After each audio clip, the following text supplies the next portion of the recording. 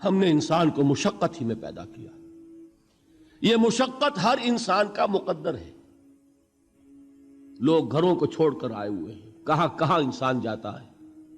یہ اس دنیا میں محنت اور مشقت. ہاں ایک مغالطہ ہو جاتا ہے کہ شاید یہ محلوں میں رہنے والے جو ہیں انہیں کوئی مشقت نہیں، انہیں کوئی دکھ نہیں. حالانکہ حقیقت یہ نہیں ہے. جو جتنا امیر ہے آپ دیکھیں گے اس کی جسمانی مشقت کم ہے، ذہنی کوفت زیادہ ہے. ٹرینکولائزرز کی انہیں ضرورت پڑتی ہے، انہیں سیڈیٹیوز چاہیے. خواب آور دوائیں مزدور کو نہیں کبھی ضرورت پڑے گی. وہ 8 گھنٹے کی محنت کرنے کے بعد ایسا سوتا ہے کہ وہ صبح ہی کی خبر لے گا. اور یہ وہ لوگ ہیں کہ جن کو ہپنوٹکس، خواب آور دوائیاں، سیڈیٹیوز، مسکن ادویات، یہ سارا لبنیم اور یہ ویلیم اور یہ فلاں اور یہ فلاں، یہ کن کے ہاں جاتے ہیں. ذہنی سکون اور اطمینان انسان کو حاصل نہیں. کسی کی جسمانی مشقت ہے، کسی کی ذہنی مشقت ہے. میں آپ کو یاد دلانا چاہتا ہوں مہاتما گوتم بدھ کا معاملہ.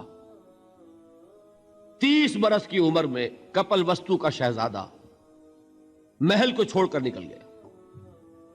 جوان بیوی کو سوتا ہوا چھوڑ کر گیا. شیر خوار بچے کو چھوڑ کر گیا. راجدھانی میں رہنے والا محل کا باسی، جسے یہ معلوم ہے کہ باپ کے بعد مجھے یہ سلطنت ملنے والی ہے، کیوں گیا؟ کبھی کبھی آپ نے سوچا؟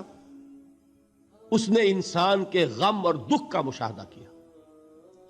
اس نے دیکھا کوئی اندھا ہے، ٹھوکر کھا کر گر رہا ہے. کوئی والدین کھڑے ہوئے رو رہے ہیں اور ان کی نگاہوں کے سامنے ان کا نہایت محبوب بچہ دم توڑ رہا ہے اور وہ کچھ نہیں کر سکتے. اس نے سوچا یہ صدمہ کیوں ہے انسان کے، یہ دکھ اس کا مقدر کیوں ہے؟ اس صدمے سے، اس دکھ سے نجات پانے کی بھی کوئی شکل ہے کہ نہیں ہے؟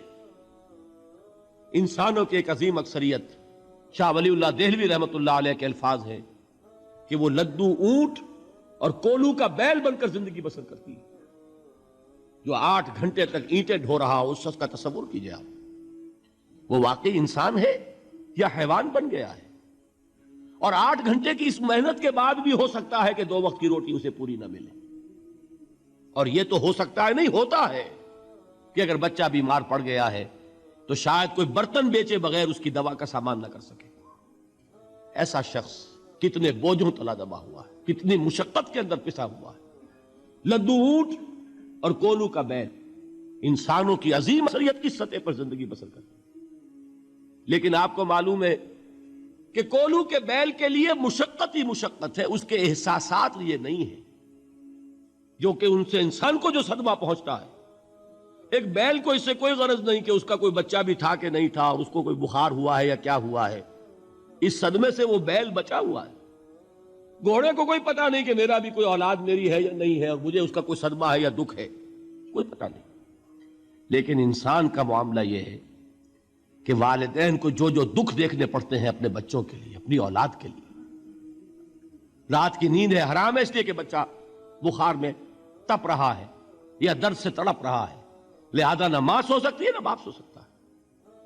میں نے ایک موقع پر دیکھا لاہور میں کیروسین آئل، اس زمانے میں ابھی سوئی گیس نہیں آئی تھی، اور اکثر و بیشتر جو ہے یہی مٹی کا تیل جو ہے ایندھن کے طور پر استعمال ہوتا تھا، اس کی شارٹیج ہو گئی تھی.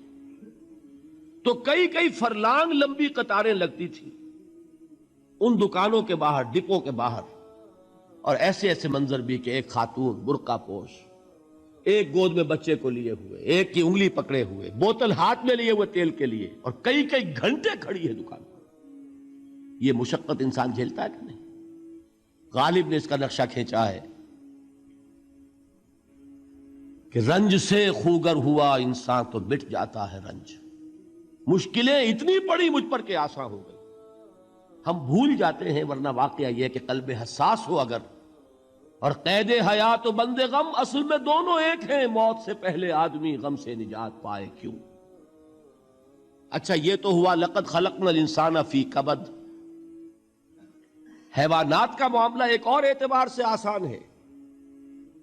ان سے کوئی محاسبہ بھی ہے کیا؟ کوئی جواب دہی بھی ہے؟ کوئی ان کو اللہ کے حضور میں کھڑے ہو کر اپنے اعمال کا حساب بھی دینا ہے؟ نہیں. انسان کی یہ ٹریجڈی ہے، یہ المیہ ہے انسان کا.